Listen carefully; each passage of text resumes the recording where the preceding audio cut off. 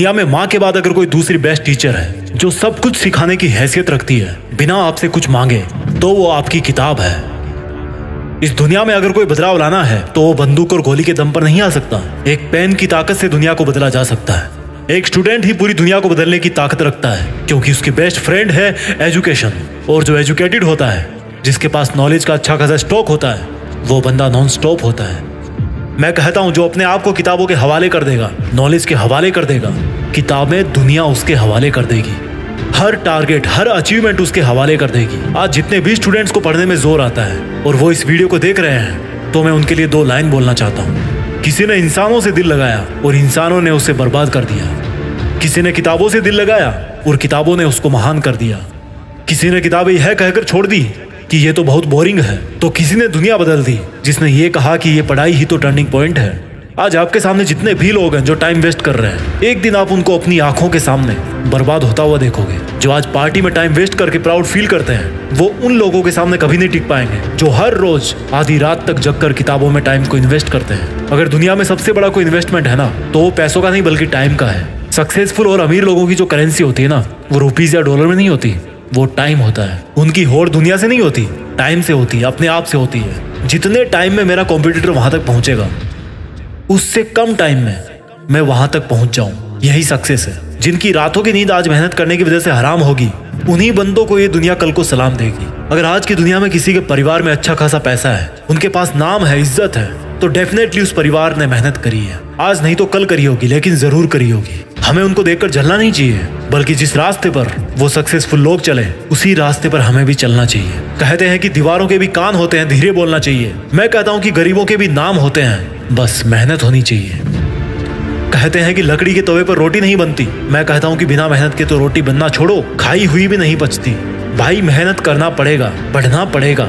एक साल में 12 महीने होते हैं, एक महीने में 30 दिन होते हैं। मैं कहता हूँ कि जिसने एक एक सेकंड का लोभ ले लिया, वो ही बस आगे निकल गया। जब कोई इंटरनेशनल क्रिकेटर सेंचुरी मारता है, तो उन 100 रन के पीछे उसकी 100 महीने से भी ज्यादा टाइम की प्रैक्टिस होती है। जिस वक्त वो पसीना बहाता है ना, तब कोई दूसरा बंदा कूलर चला के सो रहा होता है। जब कोई डॉक्टर 10 घंटे ऑपरेशन करके ओटी से बाहर निकलता है, तो उसके पीछे उसकी कई सालों की मेहनत होती है, प्रैक्टिस होती है। पढ़ाई एक ऐसी चीज है जो प्रैक्टिस मांगती है। आप 10 दिन तक जोरदार पढ़ाई करो और फिर रुक जाओ, आपकी जो 10 दिन की पढ़ाई है ना, वो भी बेकार हो जाएगी। इससे अच्छा है कि आप वो 10 दिन भी मजे मार लो, कम से कम मजे तो मार लो।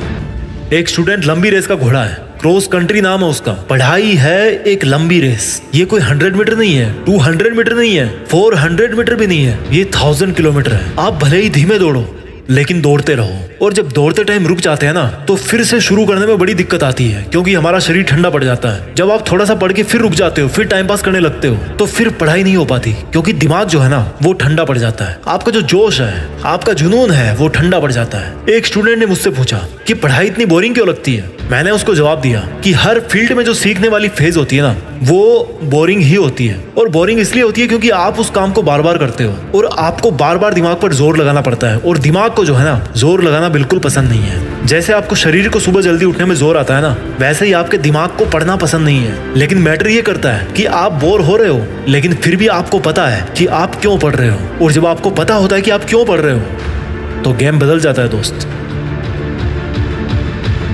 आपके माँ बाप, आपके मार्क्स, आपकी स्कूल, आपका सिलेक्शन नहीं पढ़ा रहा आपको। वो जो रीजन है ना आपका पढ़ने का, वो आपको पढ़ा रहा है। बोरिंग वाली फीलिंग खत्म हो जाती है, इम्पॉसिबल पॉसिबल नजर आने लगता है। एक बार रीजन ढूंढो कि क्यों पढ़ते हो आप। मैं हर बार कहता हूँ कि वो रीजन फिर आपको हमेशा पढ़ाएगा, आपको बहुत आगे तक ले जाएगा। आज आप किसी भी एक्सपर्ट को देख रहे हो, वो कभी ना कभी बिगिनर था, कभी ना कभी उसने वैसा करने की सोची थी, कभी ना कभी उसने अपने आप से प्रॉमिस किया था कि भाई मुझे यही काम करना है, मुझे कुछ नहीं पता, मेरा कोई सपोर्ट नहीं करता, कोई मुझे आगे बढ़ने में हेल्प नहीं करता, मेरे पास रिसोर्सेज नहीं है, लेकिन मुझे ये काम करना है बस, क्योंकि मेरे लिए इससे बेहतर और कोई काम नहीं हो सकता। सेल्फ रियलाइजेशन, सेल्फ मोटिवेशन कि कोई मेरी मदद करे या ना करे, मैं तो हूं ना मेरी मदद करने वाला।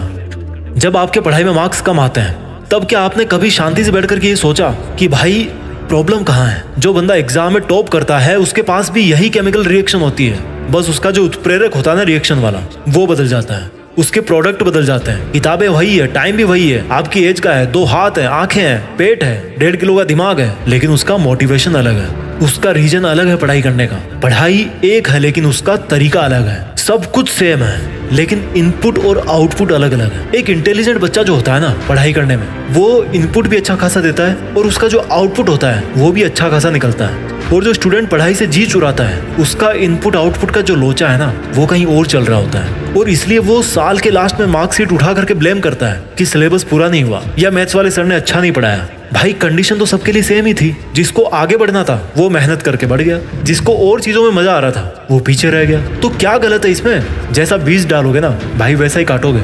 सपने और प्लान तभी काम करते हैं जब आप खुद काम करते हो। ये मार्क्स और सिलेक्शन तभी आते हैं जब आपको जोरों से पढ़ाई करने का मन करता है, जब आपका जोरों से पढ़ाई करने का मन करता है। Make it happen and shock everyone. This is not the time for excuses. ये बहानेबाजी का टाइम नहीं है यार, बहानेबाजी बंद करो। Conditions are same for everyone, difficulty level is same for everyone.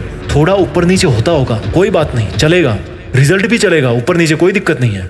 फर्क इस बात से पड़ता है कि कभी भी छोड़ो मत और हिम्मत को तोड़ो मत। अगर आज अपना बेस्ट नहीं दोगे ना तो आपको पता चल जाएगा, इस चीज का कि आपने उस टाइम पर अपना बेस्ट नहीं दिया था। Because whatever you do it comes back to you without any fail. आप जो भी कर रहे हो, आप भले ही फेल हो जाओ, लेकिन जो आपने किया है ना वो आपके पास में आकर के ही रहेगा, क्योंकि वो आपका ही है। जो पढ़ाई करने वाला पीरियड होता है ना 15, 20, 22 साल का, वो इस लाइफ का सबसे बेस्ट गोल्डन टाइम है, और ऐसा टाइम कभी भी दोबारा लौट के नहीं आता। इस उम्र में आप जो कुछ भी करोगे, जितनी पढ़ाई करोगे, जितनी मेहनत करोगे, वही कई गुना होकर के आपकी लाइफ में वापस लौट करके आएगा। आज अपने सामने कागज में लिख के रखो, आई एम डूइंग इट फॉर वाट, और इस वाट वर्ड को अपने पर्पज से रिप्लेस करो।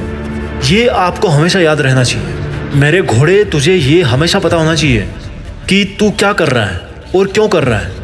Don't lose control over your self. अगर मैं पढ़ाई कर रहा हूँ मेरे घर की फाइनेंशियल सिचुएशन सुधारने के लिए, तो हमेशा याद रखो कि I am doing it for financial freedom. अगर माँ बाप के लिए कर रहे हो तो I am doing it for my parents. अगर धोखा मिला यार लाइफ में तो लिखो कि I am doing it for proving myself to only me, nobody else. पढ़ना अगर आपको बोरिंग लगता है ना तो सोचो कि मैं पढ़ नहीं रहा हूँ, मैं सीख रहा हूँ। क्यों सीख रहे हो? क्योंकि मेरा ये रीजन है। बात नहीं करना है, हार्ड वर्क करना है, कहना नहीं है, करके दिखाना है। प्रॉमिस करने से पहले ही प्रूव करना है। ज्यादा सीख लेने से कोई नुकसान नहीं होने वाला, काम ही आएगा कभी, एक एक वर्ड काम आएगा आपकी पढ़ाई का। आई होप आपको ये वीडियो अच्छा लगा होगा। इसे अपने स्टूडेंट सर्किल में जरूर शेयर करना। देश में अपना नहीं बल्कि दुनिया में देश का नाम करना। जय हिंद, वंदे मातरम।